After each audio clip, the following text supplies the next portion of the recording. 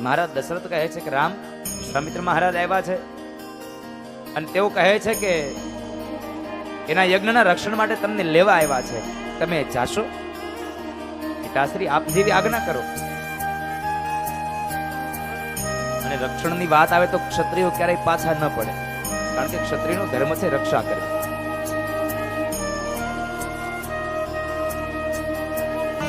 તમે આજ્ઞા આપો તો અમે જઈએ. પણ દશરથ મહારાજ કહે છે કામ કરો, તમે તમારી મા પાસે કૌશલ્યા પાસે જઈ આવો. કૌશલ્યા જો જવાની હા પાડે તો મને વાંધો નથી. રામ અને લક્ષ્મણ બે ભાઈઓ માતા કૌશલ્યા પાસે જઈને વાત કરે છે. કૌશલ્યાને વાત કરી કે માં, અમને વિશ્વામિત્ર મહારાજ લેવા આવ્યા છે, અમે એમની સાથે જઈએ? માએ કંઈ પણ પૂછ્યા વગર સીધી જ હા પાડતી, જાઓ. શું કામે? માને ખબર હતી કે જ્યારે ભગવાન રામનો જન્મ થયો અને ભગવાન શિવ દર્શન માટે આવ્યા છે, ત્યારે માં કૌશલ્યાએ ભગવાન શિવને પૂછે છે, બાબા મારા આ દીકરાના લગ્ન થશે, ક્યારે થશે? ત્યારે ભગવાન શિવ બોલ્યા હતા કે માં, કોઈક ઋષિવર આવે અને તમારા દીકરાની માગણી કરે તો એને જવા દેજો, કારણ કે જ્યારે તમારા દીકરાને લઈને જંગલમાં જશે ત્યારે તમારા દીકરાના લગ્ન થશે. આવું ભગવાન શિવે કીધું. એટલે માં કૌશલ્યાને ખબર હતી, એટલે માં કૌશલ્યાએ તરત જ હા પાડી, હા રામ જાઓ. માને વંદન કરીને આવ્યા છે. વિશ્વામિત્ર મહારાજની સાથે જવા માટે તૈયાર થયા, માર્ગની અંદર નીકળ્યા છે અને માર્ગમાં નીકળતાની સાથે જંગલના માર્ગે ચડ્યા અને એક રાક્ષસી દેખાણી. અને એ જ સમયે ભગવાન રામે એક બાણ તીર તૈયાર કરી, એક હી બાણ પ્રાણ હરી લીના, દીન જાની દેહી નિજ પદ દીનહા. એક બાણ માર્યું અને મોતને ઘાટ ઉતારી ગરીબ જાણી અને પોતાને જીવ પડાવી.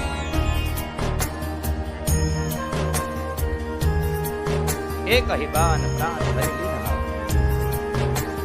દીન જાની દેહી નિજ પદ દીનહા.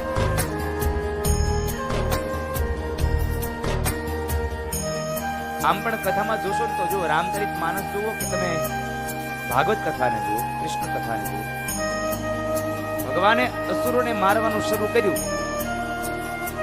પેલા કોને માર્યા? રાક્ષસોને, બેમાં સ્ત્રી જ મારી. રામાવતારમાં ભગવાને સૌપ્રથમ પેલી તાડકાનો વધ કર્યો, એક હી બાણ પ્રાણ હરી લીના. અને કૃષ્ણ અવતારમાં શું કર્યું? અહો બકીયમ સ્તન કાલ કૂટમ.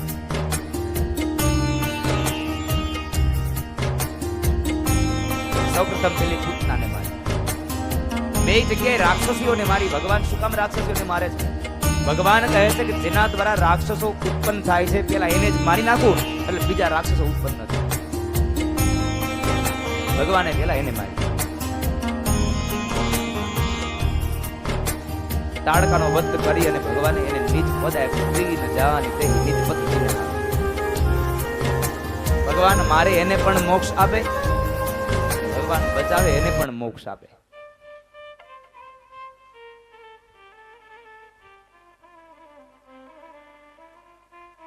તાડકાને મારીને વળી પાછા આગળ જાય તો માર્ગની અંદર વિશ્વામિત્ર મહારાજે બલા અને અતિબલા નામની વિદ્યા બે ભાઈઓને આપી. ન ભૂખ લાગે ન તરસ લાગે. ધીમે ધીમે આગળ ચાલ્યા.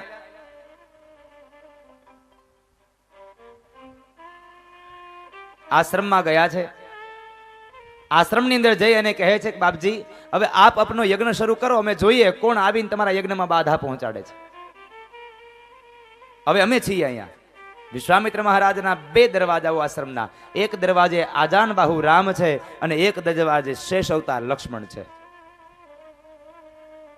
ભગવાન આજાન બાહુ છે, ભગવાનના હાથ ઘૂંટણ સુધી પહોંચે છે. ભગવાનના હાથ ઘૂંટણ સુધી પહોંચ્યા. કોઈ કે ભગવાનને પ્રશ્ન કર્યો, પ્રભુ તમારા હાથ આટલા બધા લાંબા કેમ છે? ભગવાન કહે છે કે મારો ભક્ત હોય, ખાધે પીધે સુખી હોય અને કદાચ શરીરમાં તગડો હોય, પણ મારે એને બાથમાં લેવો હોય તો વાંધો ન આવે, એટલે મારા હાથ લાંબા છે, એટલા માટે આજાન બાહુ છે. એક દરવાજે રામ અને એક દરવાજે લક્ષ્મણ ઉભા છે. વિશ્વામિત્ર મહારાજે યજ્ઞની શરૂઆત કરી, આહુતિઓ આપે છે અને બરાબર આહુતિઓ આપવાને લઈ અને ધુમાડો આકાશ માર્ગમાં ગયો.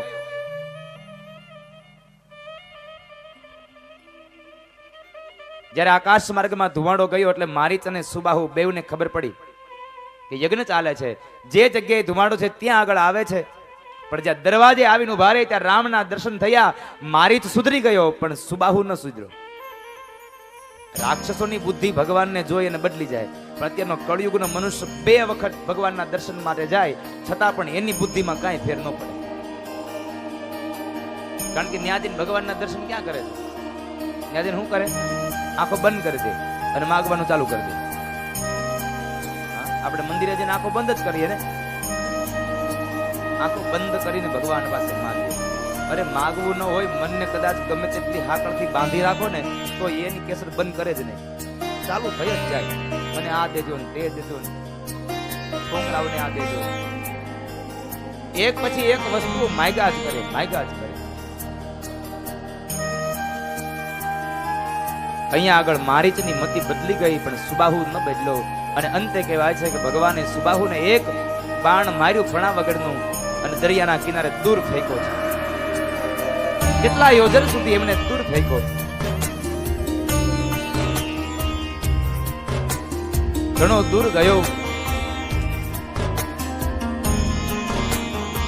આ બાજુ વિશ્વામિત્ર મહારાજનો યજ્ઞ સંપન્ન કરાયો. જો કે વિશ્વામિત્ર મહારાજ વિચારે છે કે હું આ યજ્ઞમાં આહુતિઓ આપી અને કોને પ્રાપ્ત કરવા કરું છું, હું આ કોને મેળવવા માટે?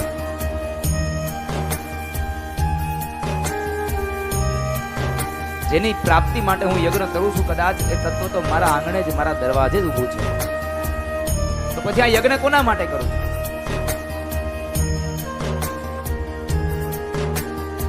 યજ્ઞની પૂર્ણાહુતિ કરી અને ભગવાન રામ અને લક્ષ્મણ દેવ વિશ્વામિત્ર મહારાજ પાસે રોકાયા છે. વિશ્વામિત્ર મહારાજનો યજ્ઞ સંપન્ન થયો.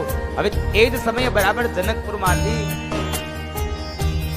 રાજા જનકે કંકોત્રી મોકલી છે, આમંત્રણ પત્રિકા મોકલી છે સીતાજીના સ્વયંવરની. હવે અહીંયા મને જરા બંધ નથી બેસતો, હજી મને સમજણ નથી પડી સ્વયંવર એટલે શું.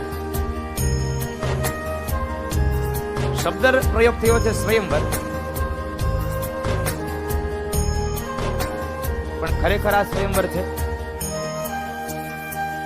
સ્વયંવર તો એને કહેવાય ને કે સીતાજીને સારું લાગે એને પરણે, એ સ્વયંવર કહેવાય. અહીંયા તો એમ છે કે જે ધનુષને તોડે એની સાથે સીતા પરણે, તો આમાં સ્વયંવર શાનો? આ તો જીતવાની વાત થઈ. સ્વયંવર તો લક્ષ્મીનો થયો, એને સ્વયંવર કહેવાય. બ્રહ્માજી ઉભા થયા, બ્રહ્માજી કે છે મારા ગળામાં હાર પહેરાવી દો. લક્ષ્મી કે તમારા વાળા ધોળા થયા અને દાઢી ધોળી થઈ, આ કપડા ધોળા પહેરવાનો વારો આવ્યો, હવે પરણવાના અબળખા ન રખો.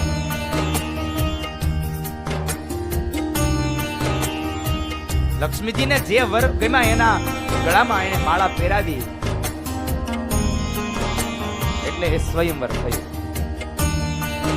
પણ અહીંયા તો ધનુષની પણછ ચડાવે એની સાથે લગ્ન થાય, આમાં સ્વયંવર કેમ કહી શકાય? દ્રૌપદીમાં એવું જ છે.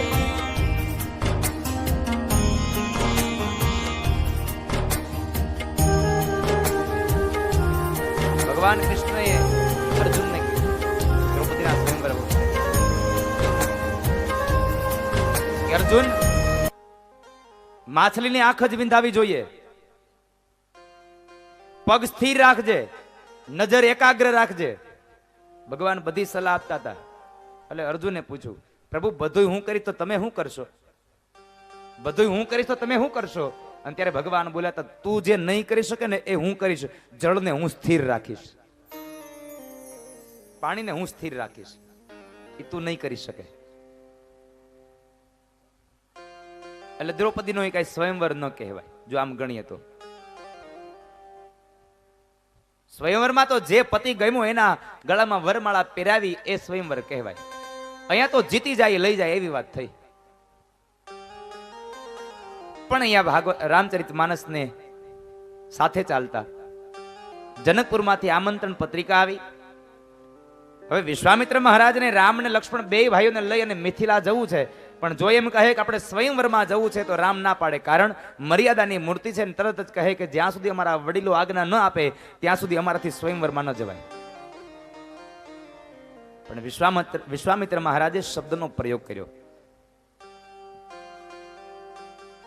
રામ, તમે જેમ મારો યજ્ઞ સંપન્ન કરાવ્યો ને, મારા યજ્ઞની રક્ષા કરી, તમે એમ મારી સાથે ચાલો, આપણે જનકપુરમાં જઈએ અને જનકપુરના રાજાએ એની દીકરીનો સ્વયંવર યજ્ઞ રાખ્યો છે. હવે તમે આની રક્ષા કરો, એ સ્વયંવર યજ્ઞની તમે રક્ષા કરો. રક્ષાની વાત આવી એટલે રામજી તૈયાર થયા. રામ અને લક્ષ્મણ ને બે ભાઈઓને લઈ અને વિશ્વામિત્ર મહારાજ સવારમાં નીકળ્યા છે. જનકપુરના માર્ગે જાય છે. ધીમે ધીમે આગળ વધ્યા અને એ સમય બરાબર માર્ગની અંદર ચાલતા ચાલતા ભગવાન રામની નજર એક મોટી પથ્થરની શિલા ઉપર પડી. મોટી પથ્થરની શિલા ઉપર નજર પડી એટલે ભગવાન રામે વિશ્વામિત્ર મહારાજને પ્રશ્ન કર્યો, બાપજી આ માર્ગની અંદર અહીંયા આવડી મોટી પથ્થરની શિલા આ શું છે? વિશ્વામિત્ર મહારાજ કહે છે કે રામ ઈ તમારી રાહ જુએ છે. મારી રાહ? કેમ? હા, એ ગૌતમ પત્ની અહલ્યા છે. શાપ મળ્યો છે ને પથ્થર બન્યા છે. હવે તમે એને તમારો પગ અડાડો, તમારા ચરણનો સ્પર્શ કરાવો એટલે હવે એ એમાંથી બેઠા થઈ જાય, એને શ્રાપમાંથી મુક્ત થઈ જાય. ગૌતમ પત્ની અહલ્યા છે. વાત સાંભળી અને ભગવાન રામ કહે છે, બાપજી જો આ સ્ત્રી હોય તો અમે ક્ષત્રિયના સંતાન છીએ અને ક્ષત્રિયના સંતાનો ક્યારેય કોઈ સ્ત્રીઓને પગ ન અડાડે. અમારો ધર્મ તો રક્ષા કરવાનો છે, અમારાથી પગ ન અડાડાય.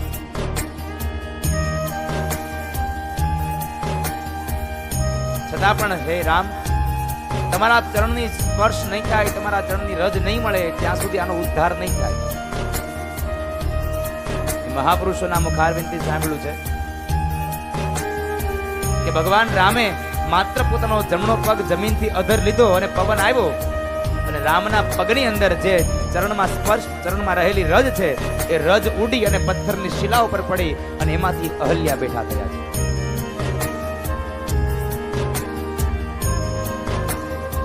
અહલ્યાએ ભગવાનને વંદન કર્યા, ગૌતમ ઋષિએ પણ ભગવાનને વંદન કર્યા અને એ સમયે ગૌતમ ઋષિ આશીર્વાદ આપ્યા છે કે તમને સુંદર એવી કન્યા સાથે તમારા વિવાહ થાય. ગૌતમ ઋષિના આશીર્વાદ હતા. ત્યાંથી આગળ જાય મિથિલાની અંદર ગયા છે અને બરાબર મિથિલામાં એક વાડીમાં ઉતર્યા છે અને ત્યાં આગળ રાજા જનક મળે છે. જનક રાજા બે ભાઈઓને જોઈ, રામ અને લક્ષ્મણને જોઈ અને એકાગ્ર ચિત્તે થઈ અને જોઈ રહ્યા, એનું મન એમાં આકર્ષાયા છે. એટલે જનક મહારાજે વિશ્વામિત્ર મહારાજને પ્રશ્ન કર્યો, બાપજી આ ઋષિકુમારો છે, આ કોઈ ક્ષત્રિયના દીકરાઓ છે કે કાંઈ પછી આ કોઈ ભગવાનનો અવતાર છે? આ કોણ છે? વિશ્વામિત્ર મહારાજ કહે છે, જનક તું તો બહુ જ્ઞાની છો, તું જ ઓળખી લે ને કોણ છે. જનક મહારાજ કહે, બાપજી સાચી વાત છે તમારી, પણ આજ મારી આંખો અને મારું મન આની બેની અંદર લોભાય છે અને મારું મન અને મારી આંખ ક્યારેય ભગવાન સિવાય લોભાય નહીં. તો શું આ બે ભગવાન છે? આ ઈશ્વર છે? વિશ્વામિત્ર મહારાજ કહે છે, નહીં રાજા, એ તો તારો ભાવ છે. દરેક વ્યક્તિમાં તને બ્રહ્મ ભાવ થાય છે એટલે એનો ભાવ છે. આ તો બે અયોધ્યા નરેશ રાજા દશરથના બે દીકરાઓ છે. આ મોટો દીકરો રામ અને આ નાનો દીકરો લક્ષ્મણ છે. આ કોઈ બ્રહ્મનો અવતાર નથી. બરાબર આગતા સ્વાગતા થઈ. ત્યારબાદ વાડીમાં ઉતારો દેવાયો, વાડીમાં રોકાયા છે. રાત્રિનો સમય થયો એટલે બરાબર વિશ્વામિત્ર મહારાજ જ્યારે સુવા માટે ગયા તો એની પથારીમાં સુતા છે અને ભગવાન રામ વિશ્વામિત્ર મહારાજના ચરણની સેવા કરે છે. રામજી સેવા કરી અને પોતાની પથારીમાં આવીને જ્યારે સુતા એ સમયે ભગવાન રામના પગની સેવા લક્ષ્મણજી કરે છે. લક્ષ્મણજી જ્યારે સેવા કરે એ સમયે રામજી સૂઈ ગયા અને લક્ષ્મણની આંખમાંથી અશ્રુઓની ધારાઓ વહે છે. આંખમાંથી અશ્રુઓની ધારાઓ નીકળી, આંખમાંથી નીકળેલા અશ્રુઓ પોતાના ગાલ ઉપર થઈ અને ભગવાન રામના પગ ઉપર પડ્યા છે.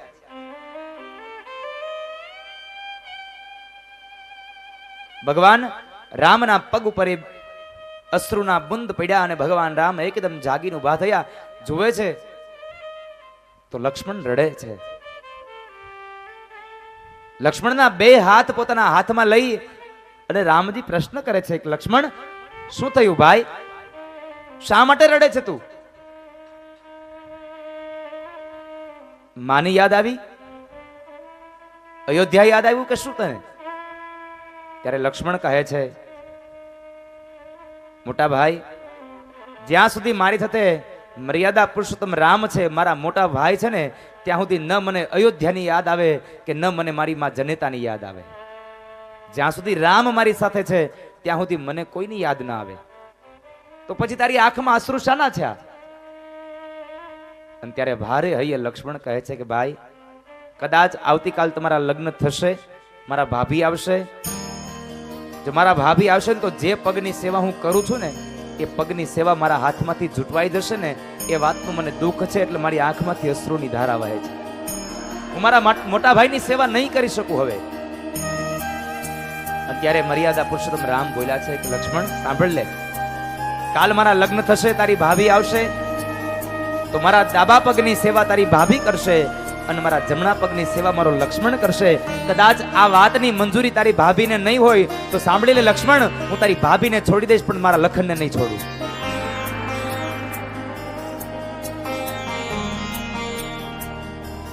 હું તારી ભાભીને છોડી શકું પણ મારા લક્ષ્મણને ન છોડી શકું. તું એમ માને છે કે જ્યાં સુધી તને તું મારી સેવા ન કરે ત્યાં સુધી તને નથી ગમતું? તો સાંભળી લે, જ્યાં સુધી હું સુવાના સમયે તારી સેવા ન લઉં ને, તારું મોઢું ન જવું, ત્યાં સુધી મને પણ નિંદ્રા નથી આવતી. બે ભાઈઓ વચ્ચેનો પ્રેમ રામચરિત માનસ બતાવે છે. બે વ્યક્તિઓને જોડવાનું કર્મ કરે રામચરિત માનસ. માત્ર સાંભળવાથી નહીં, સાંભળ્યા પછી જો જીવનમાં ઉતારવામાં આવે ને તો આપણું ઘર કાયમને માટે અયોધ્યા બની જાય સાહેબ. કારણ કે અયોધ્યાનો અર્થ છે જે ઘરમાં યુદ્ધ નથી, જે ઘરમાં કંકાસ નથી, જે ઘરમાં ક્લેશ નથી, ઝઘડો નથી, એ અયોધ્યા છે. તમારા ઘરને અયોધ્યા બનાવો.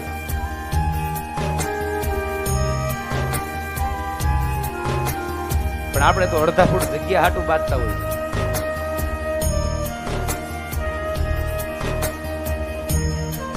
અરે વિચાર તો કરો, એક જ ફળિયામાં રહેતા હોય ને એક ફળિયામાં પાછી વચમાં દિવાલ થાય, ક્યાં ભેગું લઈ જવાના છો? ભાઈઓ ભેગા રહેશો ને તો જગત બળશે. તમે ભાઈઓ ભેગા રહેશો ને તો જગતને નહીં ગમે. તમે નોખા થાઓ એટલે જગતને આનંદ મળશે. જગતને આનંદ કરાવવા તમે બે ભાઈઓ શું કામ જુદા પડો છો?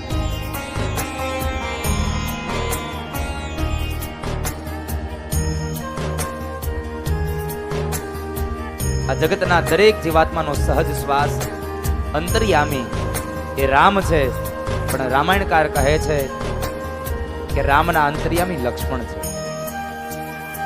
રામને પણ લક્ષ્મણ વગર ન ગમે, એને પણ ન ગમે. અદ્ભુત ચરિત્રો બતાવ્યા છે રામચરિત માનસના.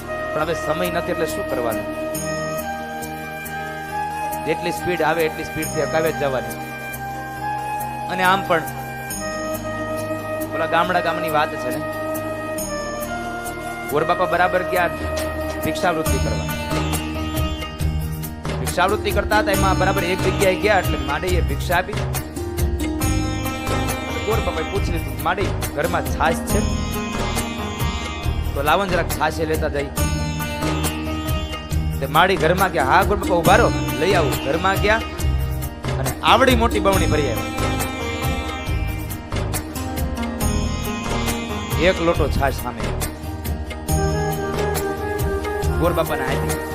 ગોરબાપા લઈને હાલતા થાય ને ત્યારે પેલા માડી, એ બાપા આ છાશ હાવ એમનેમ લઈને વ્યા જાઓ, કઈક રામાયણ તો સંભળાવતા જાઓ.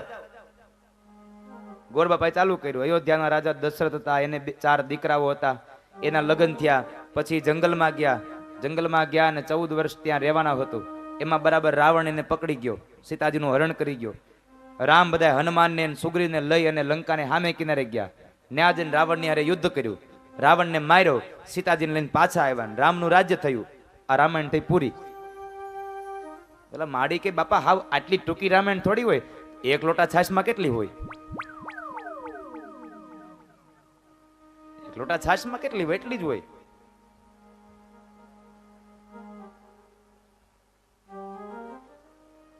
પણ અદ્ભુત ચરિત્રો છે રામચરિત માનસના.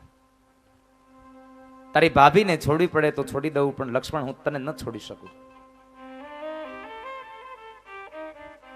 જ્યારે આવો ભાવ દરેક જગતની અંદર દરેક ભાઈઓમાં થશે ને,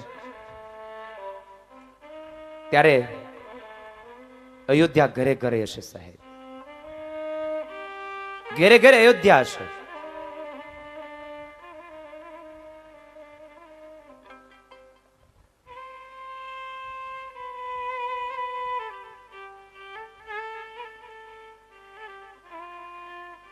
લક્ષ્મણને સાંત્વના આપી અને પોઢાડ્યા. વળી આગળ સવારનો સૂર્ય ઉદય થયો અને વિશ્વામિત્ર મહારાજને શાલિગ્રામ ભગવાનની સેવા કરવી છે. એટલે વિશ્વામિત્ર મહારાજે બરાબર રામ અને લક્ષ્મણને કહે છે કે હે રામ, બાજુમાં જ બગીચો છે ને, આપ જાઓ બગીચામાં જઈ અને તુલસી પત્રોને ચૂંટી લાવો. રામ અને લક્ષ્મણ બે ભાઈઓ બગીચામાં ગયા, તુલસી પત્રો લેવા માટે જાય છે. તુલસી પત્રોને જ્યાં ચૂંટે છે ને એ જ સમયે બરાબર માં જાનકી પોતાના બહેનપણીઓ સાથે એ બગીચામાં રહેલા માં ભવાનીના મંદિરની પૂજા કરવા આવે છે. માં ભવાનીના મંદિરની પૂજા કરવા આવે છે. મંદિરમાં પૂજા કરવા જાય ત્યાર પેલા રામજીને જોયા છે. રામજીને જોયા અને રામજી ગમ્યા છે એટલે મંદિરમાં ગયા ને એ સમયે માં ભવાનીની પૂજા કરતા એની પ્રાર્થના કરતા કહે છે કે હે માં, મને આ ભવમાં જો પતિ મળે તો રામ જેવો પતિ મળે.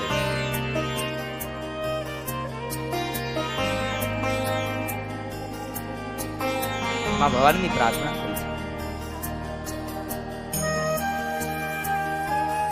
આ ભવમાં મને પતિ મળે તો રામ જેવા પતિ મળે. રામ અને લક્ષ્મણ બે ભાઈઓ તુલસી પત્રોને લઈને આવ્યા છે. વિશ્વામિત્ર મહારાજને આપ્યા. વિશ્વામિત્ર મહારાજે ભગવાનની સેવા કરી અને ત્યારબાદ હવે અહીંયા મિથિલાની અંદર સ્વયંવરનો યજ્ઞ જે થાય એ યજ્ઞની તૈયારીઓ થઈ. મોટો મંચ તૈયાર કરવામાં આવ્યો. રામાયણકાર કહે છે કે એક સાથે 10,000 રાજાઓ બેસી શકે એવડી મોટી વ્યવસ્થા કરી છે. 10,000 રાજાઓ બેસે એવી વ્યવસ્થા છે. અનેક રાજ્યના રાજાઓ આવ્યા છે આમંત્રણ પત્રિકાને માન દઈને. અને બરાબર સભા ભરાણી એ સમયે વિશ્વામિત્ર મહારાજ રામ અને લક્ષ્મણ બે ભાઈઓને લઈને આવે છે અને સભામાં પ્રવેશ કર્યો તો સભાની અંદર બેઠેલા રાજાઓ બોલ્યા છે, આ ક્ષત્રિયોનો સ્વયંવર છે, આ ઋષિકુમારોનો સ્વયંવર નથી. આ તો ક્ષત્રિયોનો સ્વયંવર છે. પણ પછી એમની ઓળખાણ આપવામાં આવી કે આ તો અયોધ્યા નરેશ મહારાજ દશરથના બે દીકરાઓ છે. આસન આપીને વિરાજમાન કરવામાં આવ્યા. તમામ રાજાઓ આવીને પોતાનું સ્થાન લઈને બેઠા છે. અને ત્યારબાદ મહારાજ જનકે ઘોષણા કરી કે સાંભળો હે રાજવીઓ, જ્યારે મારી દીકરી જાનકી 3 વર્ષની હતી ત્યારે આ ભગવાન શિવનું ધનુષ્ય લઈ અને રમતી હતી. આજે એ જ ધનુષ્યને કોઈ પણ ચડાવી આપે, મધ્યના ભાગમાંથી કોઈને તોડી આપે, એની સાથે મારી દીકરીનો વિવાહ થશે. મારી દીકરી એના ગળામાં વરમાળા પહેરાવશે.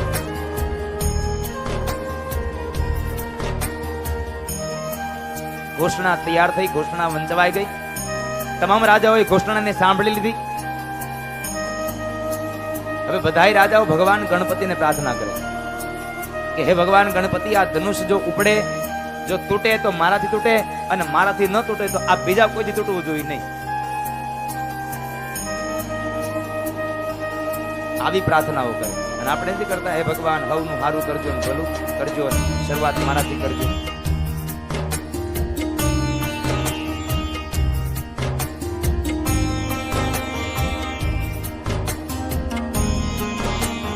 બરાબર રાજાએ ઘોષણા કરી અને સભાસદોએ રાજાઓએ ભગવાન પ્રાર્થના કરી ગણપતિને. એક પછી એક રાજાઓ જાય છે.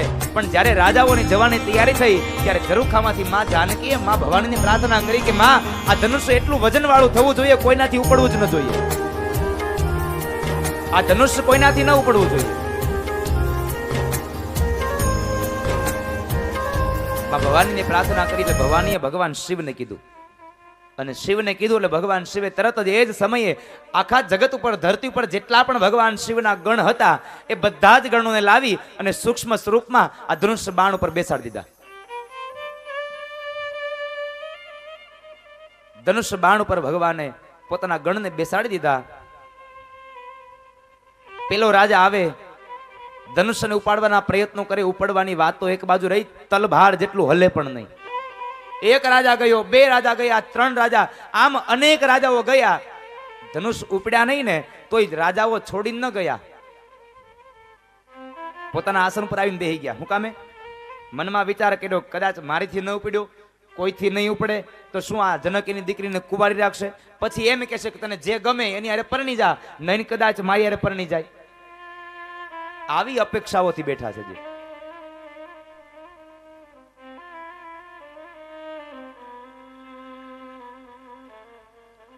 એક પછી એક રાજાઓનો વારો આવ્યો, પણ કોઈનાથી ધનુષ હલ્યું નહીં. બધા જ રાજાઓનો વારો પૂર્ણ થયો અને એ સમયે ક્રોધમાં આવી અને રાજા જનક બોલ્યા છે કે શું આ ધરતીમાં હવે કોઈ વીર રહ્યા નથી? આ ધરતીમાં હવે કોઈ ક્ષત્રિયો રહ્યા નથી? એક ધનુષ ન ઉપાડી શક્યા કોઈ? ક્ષત્રિયોના માટે લાંછન લાગે એવા શબ્દો બોલે છે. આ ધરતી વીર વિહોણી છે. આ શબ્દને સાંભળ્યો, રામ કઈ ન બોલ્યા પણ લક્ષ્મણથી ન રેવાયું, કારણ કે શેષ અવતાર છે.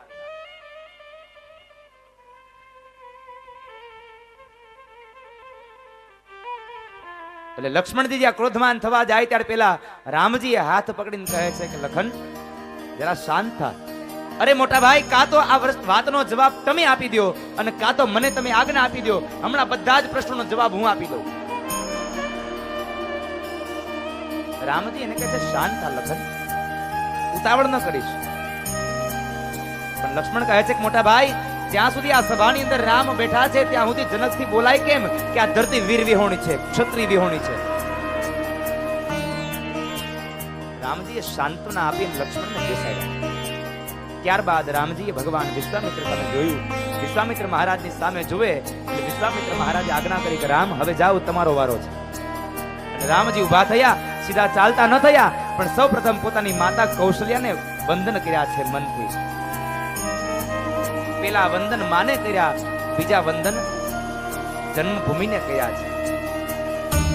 ત્યારબાદ વિશ્વામિત્ર મહારાજને વંદન કર્યા, વડીલોને વંદન કરી અને ત્યારબાદ પોતાના સ્થાન ઉપરથી ઉભા થઈ અને પ્રસ્થાન કરે છે. અને આમ પણ આ જગતમાં સ્વર્ગ કરતા પણ દુર્લભ છે સાહેબ, બે માવ. એટલે તો શુક્લ યજુર્વેદમાં લખવું પડ્યું, જનની જન્મભૂમિ સ્વર્ગાદપી કરયસી.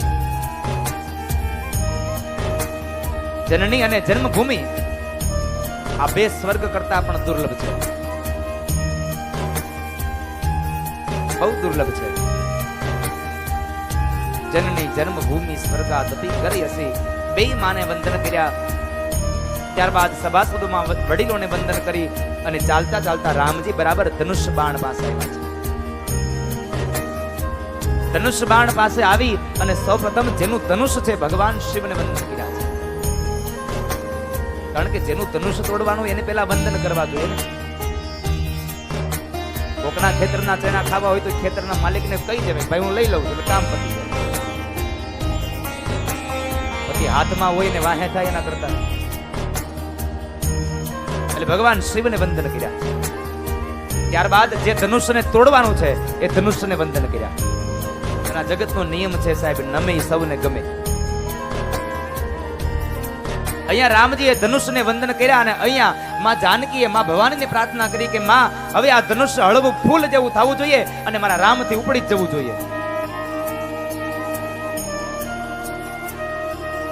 માં ભવાનીએ ભગવાન શિવને કીધું. ભગવાન શિવે તરત જ એ જ સમયે આ ધનુષ બાણ ઉપર રાખેલો તમામ ગણ હતો, આ ગણને ઉપાડી લીધો. આ ગણને ત્યાંથી હટાવી લીધો અને કહેવાય છે કે ધનુષ બાણ એકદમ હલકું ફૂલ જેવું થયું. ધનુષને વંદન કરી અને જાણે એક નાનું બાળક પોતાના રમકડાને ઉપાડે એમ ભગવાન મર્યાદા પુરુષોત્તમ રામે એ ધનુષ બાણને વચમાંથી પકડી અને ઉપાડ્યું. જમણા પગના છેડે અંગૂઠા નીચે એક છેડાને દબાવી અને એક છેડાને નીચે દબાવી જ્યાં પણસ ચડાવવા જાય ત્યાં ધનુષ બાણ મધ્યમાંથી ભાંગ્યું અને મહાભયંકર અવાજ થયો. અનેક રાજાઓ નીચે પડ્યા, રાજાઓના મુગટ પણ નીચે પડ્યા છે અને આકાશમાંથી દેવતાઓ ભગવાનનો જય ઘોષ કરે, બોલો રામચંદ્ર ભગવાન કી. ધનુષને મધ્યમાંથી ભગવાને તોડ્યું છે. શા માટે? જો છેડાના ભાગથી તોડે તો જ્યાં રાજાઓ બેઠા હતા વિરોધ કરે કે છેડાનો ભાગ તો પતલો હોય એટલે તૂટી જ જાય ને, માટે વિરોધ ન થાય એટલા માટે ભગવાને મધ્યમાંથી તોડ્યું. બીજી વાત, સંતો એમ કહે છે કે ભગવાન રામ મધ્યમાં છે એટલા માટે યુવાની અવસ્થામાં હતા. બાલ્ય અવસ્થા, યુવાની અવસ્થા અને છેલ્લે વૃદ્ધાવસ્થા. યુવાની અવસ્થા મધ્યમાં હતી એટલે ભગવાને મધ્યમાંથી બાણને તોડ્યું છે. ભગવાનને 3 ક્ષેત્રો સંભાળવાના હતા: અયોધ્યા, જનકપુર અને જંગલ. અત્યારે ભગવાન મધ્યમાં જનકપુરમાં છે એટલા માટે ભગવાને મધ્યમાંથી ધનુષ્ય બાણને તોડ્યું.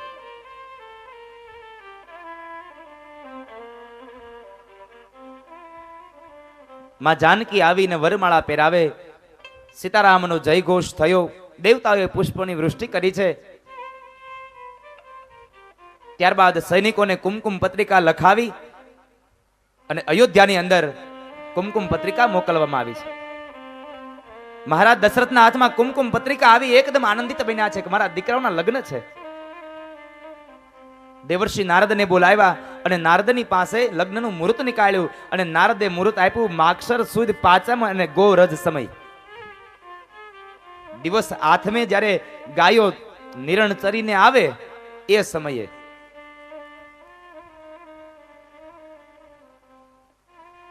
અત્યારે તો અડધી રાતે લગ્ન થાય. હવે દી આઠમાં પછી તો વરઘોડો ચડે. પણ અહીંયા કહેવાય છે માગશર સુદ પાંચમ અને ગોરજનો સમય. ભગવાનના શુભ લગ્નનું મુહૂર્ત નીકળાયું. અયોધ્યાથી જાન નીકળી છે બહુ જાડેરી. ધામધૂમથી ભગવાનના લગ્ન થવાય. જનકપુરમાં જાન આવી. ભગવાનના લગ્ન થાય, કન્યાનું દાન દેવાય. રામચરિત માનસમાં એમ કહેવાય છે કે ચારેય ભાઈઓના લગ્ન એક જ સાથે થયા છે, એક માંડવે. રામ, લક્ષ્મણ, ભરત અને શત્રુઘ્ન મહારાજ. અહીંયા આગળ સીતાજી, શ્રુતકીર્તિ, માંડવી અને ઉર્મિલા. આ 4 બહેનોના લગ્ન પણ આ ચારેય ભાઈઓ સાથે થયા છે. ખૂબ ધામધૂમથી લગ્નનો સંસ્કાર વિવાહ થયો. ખૂબ દાયજો અપાયો છે. અને પેલાના સમયમાં હતો રિવાજ કે પેલાના સમયમાં એ મંગળ ગીતો ગવાતા હતા. એ મંગળ ગીતો ગવાતા હતા એના અન્ય બરાબર એમાં જનકપુરના બહેનોએ જરાક વ્યંગ કર્યો. એટલે જરાક મજાક કરી, પણ મજાકમાં થોડોક સમય વધારે લેવાયો અને વિવેક ભૂલાયો. મજાકમાં એ બહેનો એમ બોલ્યા છે કે અયોધ્યામાં છોકરા ક્યાં થતા હતા, આ તો બરાબર ખીર ખાધીને એટલે છોકરા થયા. અયોધ્યામાં છોકરા થતા ન હતા, આ તો ખીર ખાધી એટલે છોકરાઓ થયા. રામજીને કઈ અસર ન થઈ આ વાતની, પણ લક્ષ્મણથી સહન ન થયું. લક્ષ્મણ બોલ્યા છે કે સાંભળો બહેનો, અયોધ્યામાં તો ખીર ખાવાથી છોકરા થયા, પણ જનકપુરમાં પ્રસૂતાની વેદના વેઠવી ન પડે ને એટલે જમીનમાંથી દીકરીઓ નીકળવું પડ્યું છે. ત્યારે રામજી લક્ષ્મણનો હાથ પકડી કહે છે, લક્ષ્મણ, આનંદનો પ્રસંગ છે, આમાં ક્રોધ ન કરાય. ત્યારે લક્ષ્મણ મોટા ભાઈની માફી માંગીને કહે છે, ભાઈ મને માફ કરજો, પ્રસંગ આનંદનો જરૂર છે, આનંદ કરાય એની મારી ના નથી, પણ મર્યાદાઓ મૂકીને આનંદ ન થાય. આ વિવેકની મૂર્તિ મેં હમણાં જ કીધું તું, લક્ષ્મણ એ વિવેકની મૂર્તિ છે. રામચરિત માનસ મારા તમારા જીવનના એક એક ડગલે મને તમને ઉપયોગી છે. એક એક ડગલે ઉપયોગી છે. ખૂબ દાયજો અપાયો છે અને અંતે જાન જ્યારે વિદાય થાય છે ત્યારે મહારાજ જનક બહુ રડ્યા છે.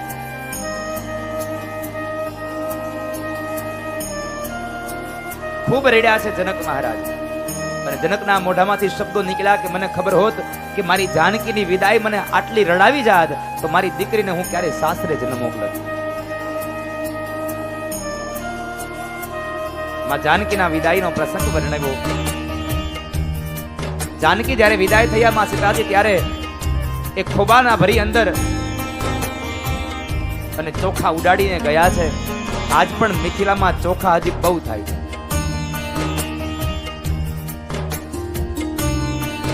માં જાનકી વિદાય થયા. જાન પરણી અને બરાબર અયોધ્યામાં આવીને અયોધ્યામાં જાનના સામૈયા થયા છે. ઢોલ શરણાઈ વાગી રહ્યા, પુષ્પની વૃષ્ટિઓ થઈ રહી અને દરેક અયોધ્યા વાસીઓ જાનનું સ્વાગત કરે છે.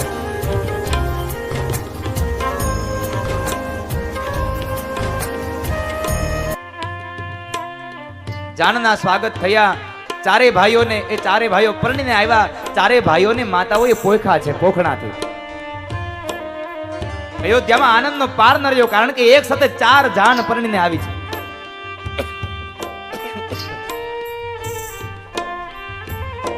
અને દીકરો પરણવા જાય, પરણીને આવે પછી રાજાનો દીકરો હોય તોય ભલે, અને કદાચ કોઈ રંકનો હોય તોય ભલે, એમાં હરખમાં કાંઈ ફેર ન પડે.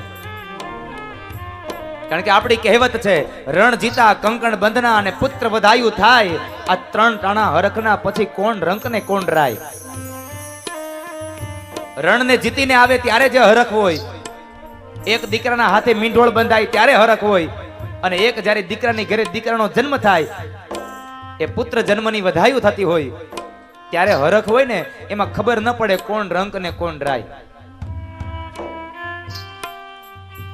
દીકરાના લગ્ન કદાચ ઉછીના પૈસા લઈ આવીને કર્યા હોય ને, તો જ્યારે દીકરાનો વરઘોડો ચડે ત્યારે ઢોલ માથે પૈસા નાખતા દીકરાનો બાપ થાકે નહીં. કારણ રણ જીતા અને કંકણ બંધના પુત્ર વધાયું થાય. આ 3 ટાણા હરખના પછી કોણ રંક ને કોણ રાય. અયોધ્યાની અંદર આનંદનો પ્રસંગ ઉજવાઈ રહ્યો છે. હેરી સખી મંગલ ગાવોની, ધરતી અંબર સજાવોની. હેરી સખી મંગલ ગાવોની, ધરતી અંબર સજાવોની. उतरेगी आज मेरा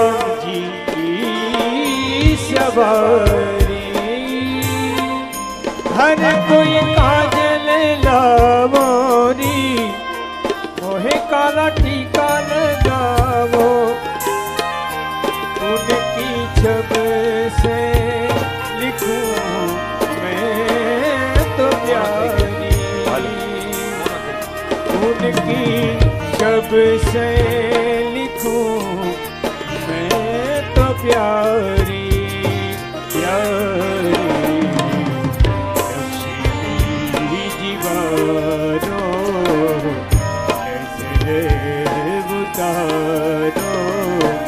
आज मेरे पिया घर आवेंगे, आज मेरे पिया घर, पिया घर, पिया घर.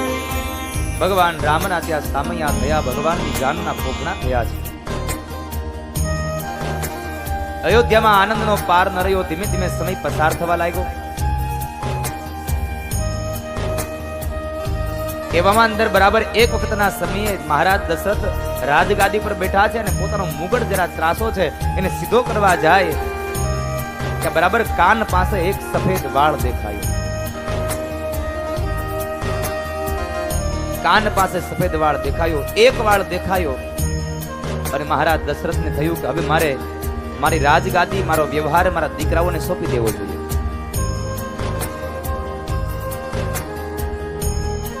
કેટલા વાળ થયા હતા સફેદ? એક વાળ સફેદ દેખાયો ને એને વિચાર આવ્યો કે રાજગાદી સોંપી દેવી જોઈએ, વ્યવહાર દઈ દેવો જોઈએ. હવે એક કાળો રહીને તોય હજી વિચાર નથી આવતો. આખું માથું ધોળું થઈ જાય ને તોય વ્યવહાર આપણે દીકરા નથી આપી શકતા.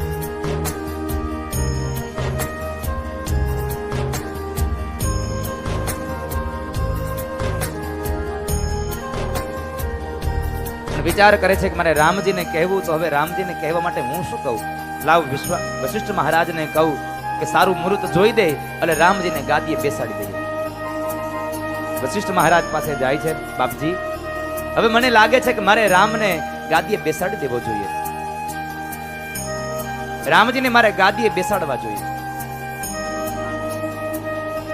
વશિષ્ઠ મહારાજ કહે છે વાંધો નહીં, એમાં સારી વાત છે બાપજી, તો આપ કામ કરો, એક મુહૂર્ત આપી દો મને. વશિષ્ઠ મહારાજ વિચારમાં પડ્યા, મારે કેમ કેવું 14 વર્ષનો વનવાસ બાકી છે, 14 વર્ષ પછીનું તો મુહૂર્ત હાલે નહીં, આટલું બધું લાંબુ મુહૂર્ત ન ચાલે.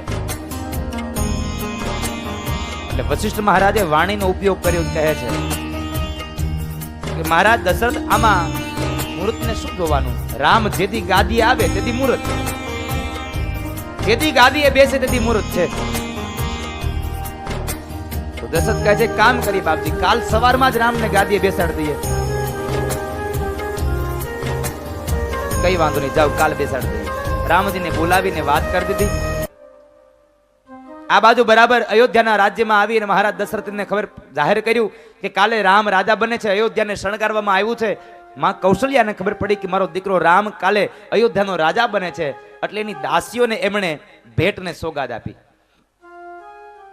ભેટ સોગાદ લઈને બરાબર નીકળે છે અને ત્યાં બરાબર કૈકેયીની દાસી સામે મંથરા મળી અને મંથરાને કૌશલ્યાની દાસીઓએ મેણું માર્યું અને હું મંથરાએ પછી જીભ હકાવી. મંથરા એટલે કુબુદ્ધિ. કુબુદ્ધિનો સંગ ન કરાય ક્યારેય સાહેબ. કુબુદ્ધિનો સંગ કરો એટલે તમારું પતન જ હોય. મંથરાને મેણું માર્યું એટલે તરત જ આવી કૈકેયી પાસે અને કૈકેયીના કાન ભંભેરણી કર્યા અને એમાં બે વચન મગાવી રહ્યા મહારાજ દશરથ પાસે. પેલું વચન, પેલું વરદાન ભરતને રાજગાદી અને બીજું વરદાન રામને 14 વર્ષનો વનવાસ.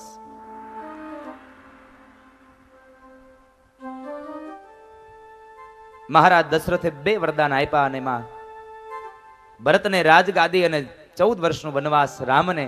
રામજી એ પોતાના પિતાજીના વચનને માટે થઈ અને વનવાસ જવા માટે તૈયાર થઈ ગયા છે.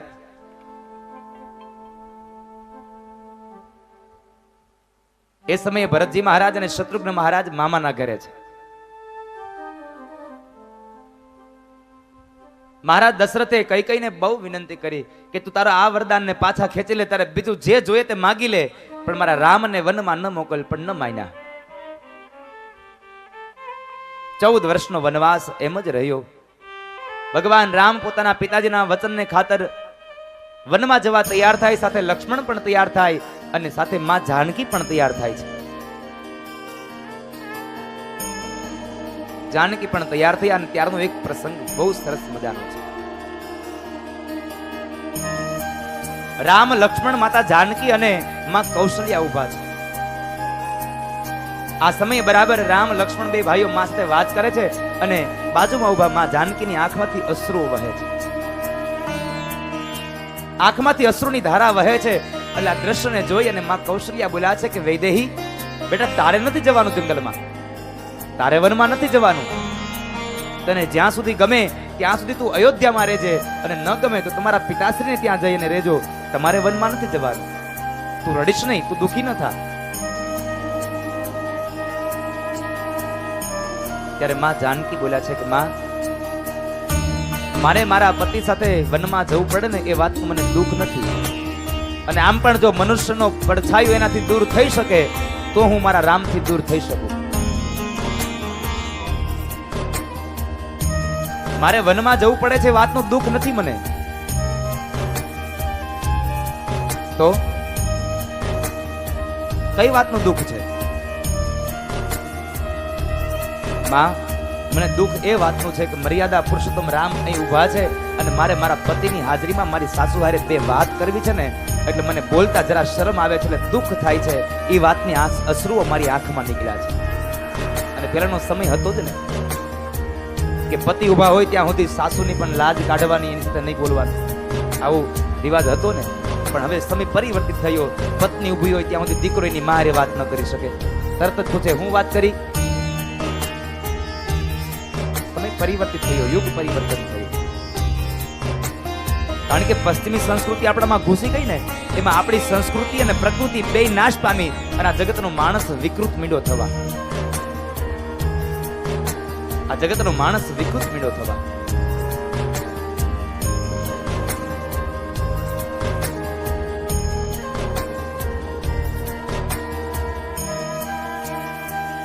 સંસ્કૃતિ અને પ્રકૃતિ નાશ પામે છે. દિલીપ આવકર બેટા,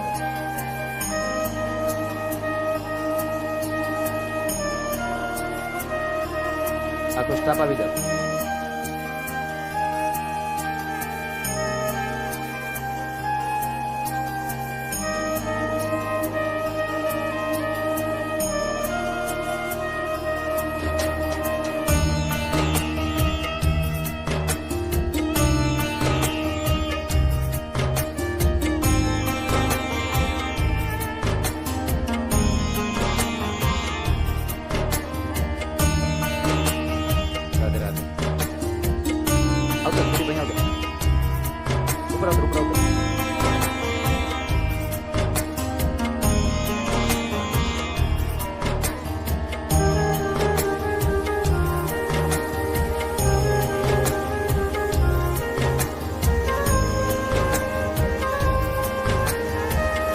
કથાકાર પૂજ્ય ગિરિબાપુની સાથે આ દિલીપ અમારો ગાય છે.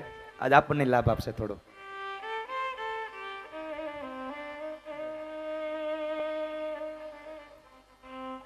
ખૂબ આનંદ થયો. આખી ટીમ આવી છે. કાલનો રાહ જોતો હતો તમારી. લાવ કાલે અહીંયા આવીને પાછા વયા ગયા, તમને સમાચાર મળ્યા.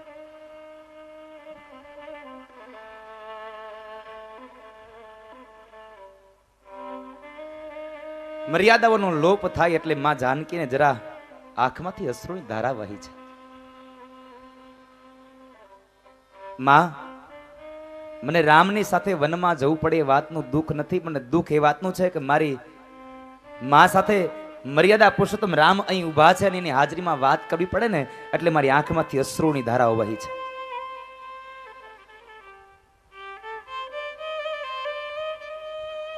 મારી આંખમાં અશ્રુ એ વાતના છે કે મારે મારા પતિની હાજરીમાં મારા સાસુ સાથે બે વાત કરવી છે. આ સમયને સાચવી રાખજો જો શક્ય હોય તો.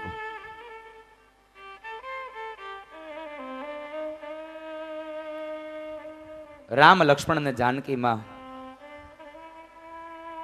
ત્રણે જંગલમાં જાય છે, વનમાં જાય. એક રાત્રિ શૃંગવેરપુરમાં રાત્રિ રોકાયા છે. ત્યાંથી આગળ જાય, કેવટની નાવ માગી અને ગંગાને પાર કરીને સામે કિનારે જાય. આ કેવટની નાવ માગીને ત્યારનો એક પ્રસંગ કહીને હવે રામચરિતમાનસને વિરામ આપી દઈએ. કારણ કે આ તો હરિ અનંત, હરિ કથા અનંતા. મારો હરિ પણ અનંત છે, એની કથાઓ પણ અનંત છે. રામચરિતમાનસને ગમે તેટલી વર્ણવીએ ને તોય હજી દિવસો થોડા જ થાય સાહેબ.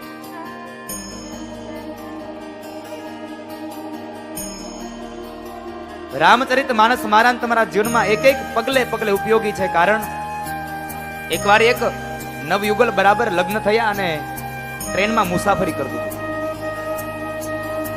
એટલે ટ્રેનની અંદર જ્યાં મુસાફરી કરે છે તો સામેની સીટ ઉપર એક મહાત્માજી બેઠા છે અને હાથની અંદર રામચરિતમાનસ છે અને જોર જોરથી રામચરિતમાનસની ચોપાઈઓ ગાય છે. સામે પેલું લગ્ન થયેલું એક કપલ બેઠું છે, એક જોડલું બેઠું છે.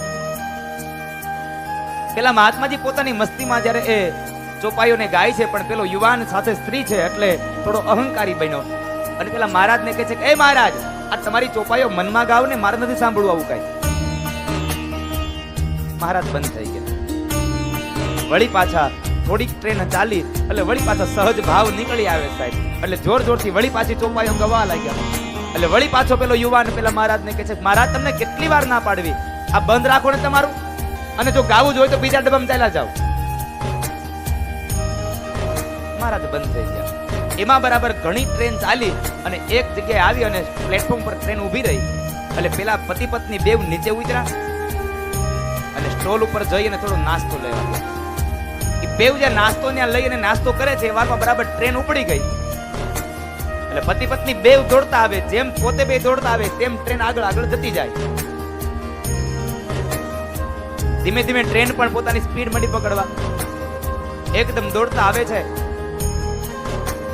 અને ટ્રેનમાં ચડતી વખતે જેનો પાઇપ હોય એ પાઇપ પકડી અને પેલો યુવાન ચડી ગયો ને એ જ સમયે પેલા સ્ત્રી ન ચડી શકી અને ટ્રેન એકદમ પૂરપાટ ઉપડી ગઈ. હવે ટ્રેનના ડબ્બાના દરવાજામાં ઊભો ઊભો એ યુવાન રડે છે. કોઈ ટ્રેનને ઊભી રાખો ને, મારી પત્ની ત્યાં રહી ગઈ. કોઈ ટ્રેનને ઊભી રાખો ને, મારી પત્ની ત્યાં રહી ગઈ. ખૂબ રડ્યો. આ યુવાનને રડવાનો અવાજ આવ્યો એટલે પેલા મહાત્માજી ઊભા થયા અને આવ્યા. શું થયું ભાઈ, કેમ રડે છે? મહારાજ, મારી પત્ની પ્લેટફોર્મ પર રહી ગઈ, અમે ત્યાં નાસ્તો કરવા ગયા, હું ચડી ગયો પણ મારી પત્ની ન ચડી શક્યા. ટ્રેનને ઊભી રાખો ને. ત્યારે પેલા મહાત્માજી કહે છે ભાઈ, તે મારી ચોપાયું સાંભળી હોત ને તો તારી પત્ની આ ટ્રેનમાં ન રહી ગઈ હોત. કારણ કે જ્યારે ભગવાનને વનવાસ થયો અને ગંગાના કિનારેથી ગંગાને સામે પાર જવાનું હતું, કેવટની નાવ માગીને ત્યારે રામ પેલા નહોતા બેઠા, પેલા માં જાનકીને બેસાડ્યા ને પછી રામ બેઠા હતા. જો તે સાંભળ્યું હોત ને તો તું પેલા તારી પત્નીને બેસાડત અને પછી તું બેઠો હોત, તારી પત્ની રહી ન ગઈ હોત. રામચરિતમાનસ એક એક જગ્યાએ મને તમને ઉપયોગી છે. માત્ર સાંભળવાથી નહીં, એને જીવનમાં ઉતારવાથી.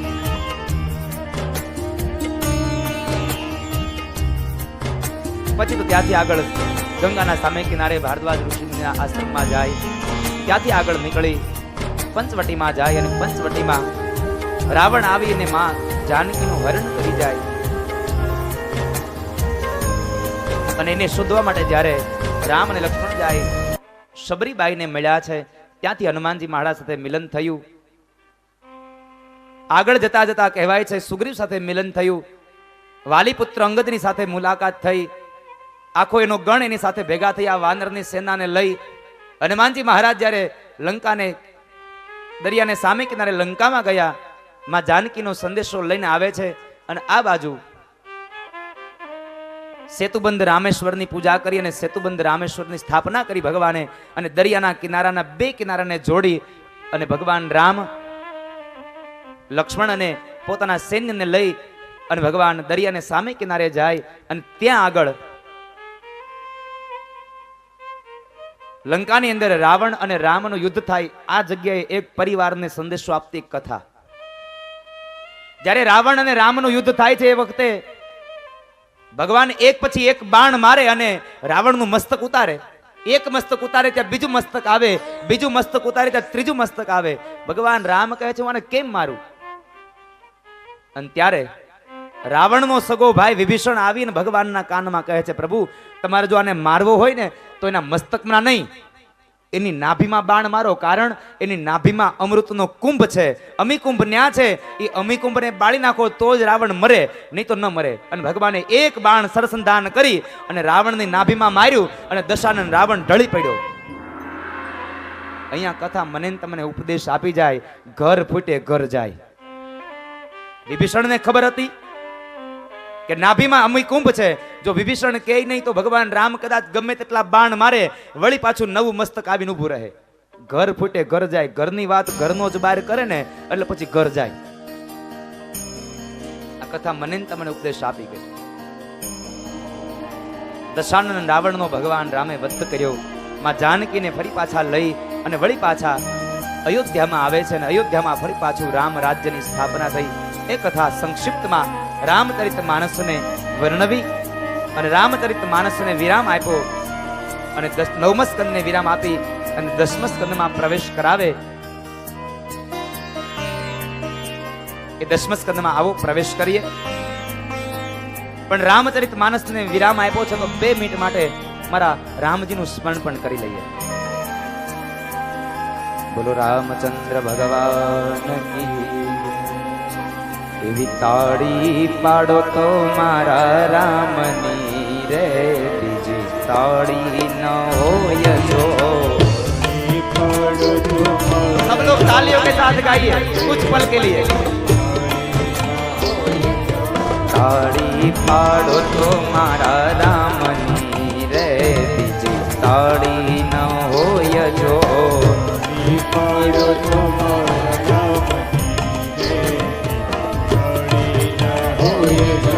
वातो करी ल्यो मारा रामनी रे, बीजी वातो न होय जो.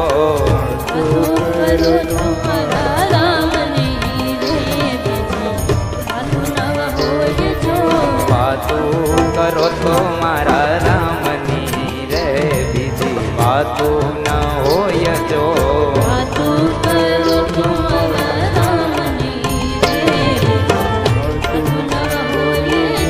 समरण करो तो सीताराम नारे, बीजा समरण ना होय जो. समरण करियो सीताराम नारे, बीजा समरण ना होय जो. समरण करी ल्यो राधे श्याम नारे, बीजा समरण ना होय जो. समरण करियो राधे श्याम नारे, बीजा समरण ना होय जो. ताड़ी पाड़ो तो मारा रामनी रे, बीजी ताड़ी न होय जो. ताड़ी पाड़ो तो मारा रामनी रे, बीजी ताड़ी ना होय जो.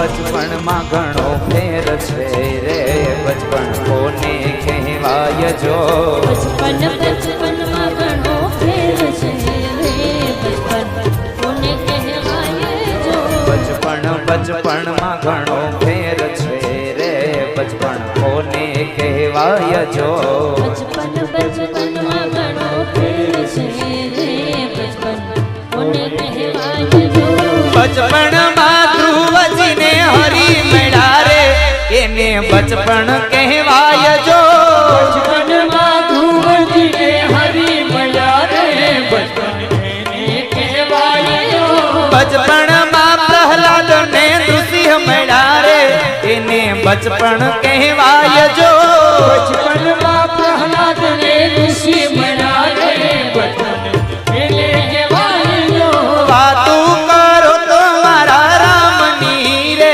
બીજી વાતું ન હોય જો વાતું કરો તો મારા રામની રે વાતું ના હોય જો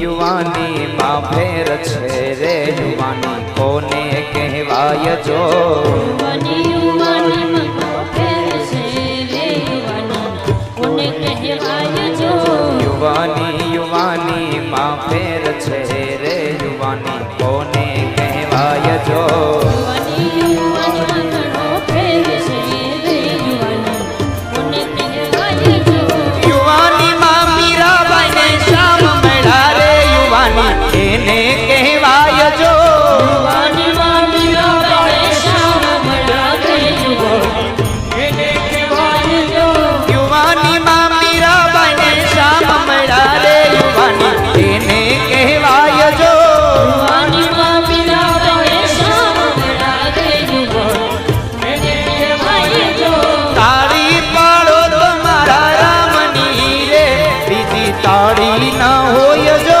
તાળી પાડો તમારા રામની રે તાળી ન હોય જો તાળી પાડી લ્યો મારા રામની રે બીજી તાળી ન હોય જો તાળી પાડો તમારા રામની રે બીજી તાળી ન હોય જો વાતું કરો તો મારા રામની રે બીજી વાતું ન હોય જો વાતું કરજો મારા રામની રે બીજી વાતું ન હોય જો સમરણ કરી લ્યો સીતારામ ના રે બીજા સમરણ ના હોય જો સ્મરણ કરી લો સીતારામ ના રે બીજા સ્મરણ ના હોય જો સમરણ કરો તો રાધે શ્યામ ના રે બીજા સમરણ ના હોય જો સ્મરણ કરી લો રાધે શ્યામ ના રે બીજા સ્મરણ ના હોય જો તાળી ન હોય જો તાળી ન હોય જો વાતું ન હોય જો વાતું ન હોય જો સમરણ ના હોય જો સ્મરણ ના હોય જો તાળી ન હોય જો તાળી ન હોય જો સમરણ ના હોય જો સ્મરણ ના હોય જો વાતું ન હોય જો વાતું ન હોય જો સમરણ ના હોય જો સ્મરણ ના હોય જો